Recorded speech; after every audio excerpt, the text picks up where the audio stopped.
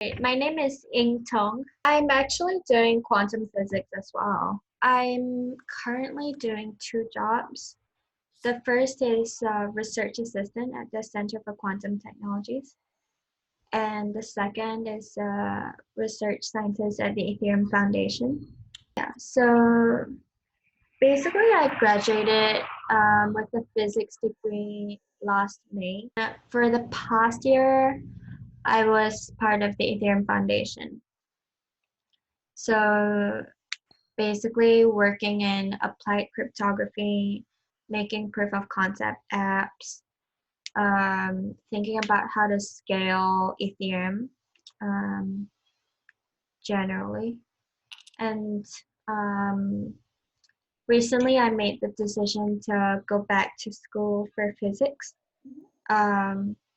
which is why I also joined as a research assistant at the Center for Quantum Technologies. And it's been about, I think this is the fourth week into my job as a research assistant. So on the Ethereum side, I'm working on a project to scale Ethereum using zero knowledge proof. Then on the quantum physics side, I'm actually working on signal processing, interestingly enough. So I'm in this group who launches satellites to demonstrate quantum entanglement in space. And basically, they're interested in analyzing the signals that they get back from the satellite and correcting for basically inaccuracies caused by Doppler shift. So yeah, I'm working on that right now. Here and went to university here. Yeah. What initially got me into physics is really just an appreciation for the subject and basically a drive to learn more about nature and cover like deep and beautiful concepts along the way.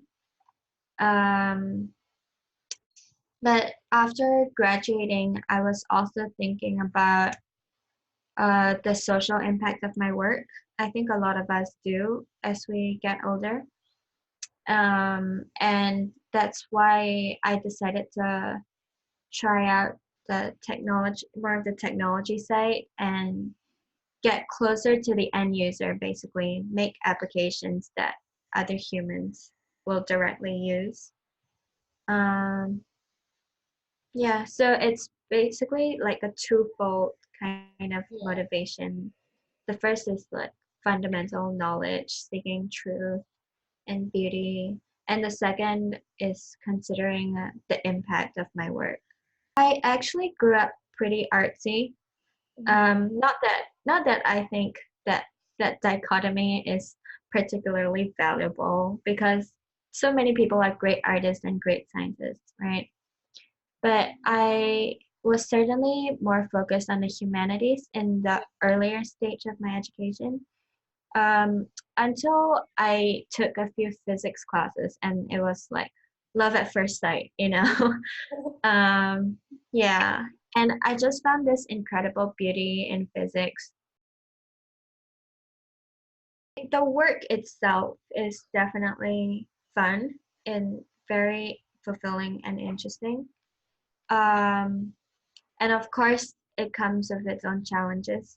Like, aside from the work itself, there's also kind of the community around you and sort of the colleagues and the friends that you have. And there's certainly a smaller proportion of women or even, yeah, of women or even other people who are not male. I think when I go to a conference, for example, or when I'm entering a new space, I do look out for other women, and I do make the effort to connect with them and kind of support them Even though we're still a minority, I think, sometimes we can make up for it by just going the extra mile to look out for each other and support each other. I worked with tech ladies before and also gave a talk at Women Who Code. Ladies, I worked with them to develop an app. It's called the Sustainable Solutions Network volunteer portal. So basically, it's a very simple app for uh, people in the environmental community to both post projects and also volunteer for projects. Yeah, so it's like a needs matching kind of portal.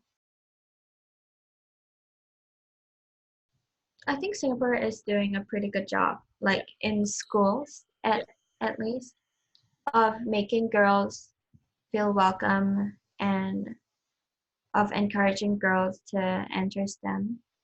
I recently applied for this fellowship in New York. They were putting out a grant specifically catering towards women, trans, and non-binary individuals. Um, so offering them a $10,000 grant to basically go to New York and code for 3 weeks. No, for 3. What was such a positive signal and what spoke out to me was that you could see they're taking the effort to reach out to underrepresented communities. So it's not just opening up the program and saying everyone has an equal chance to apply, but it's like specifically using your publicity and your messaging to be very intentional about, being inclusive.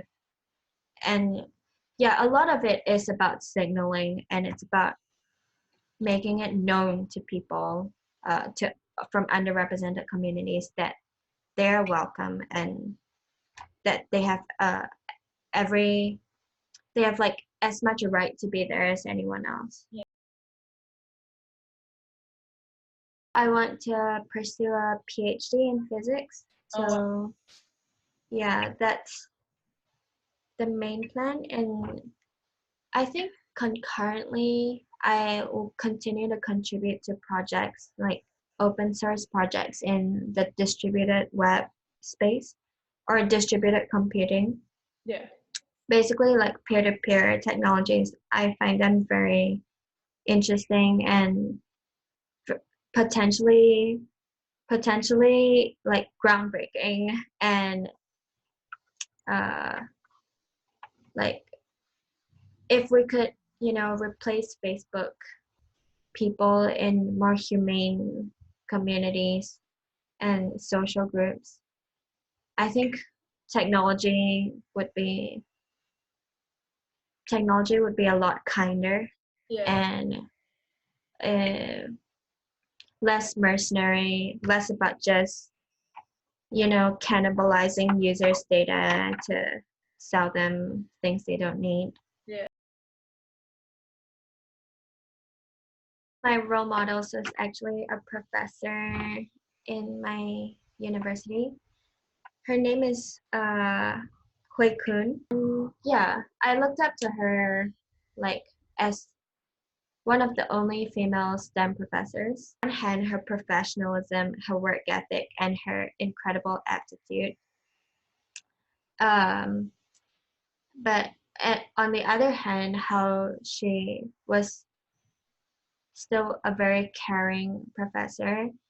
And she always made time to speak to she made time to speak on panels like women in STEM. There were a lot of these panels and no matter how busy she was, she made time to speak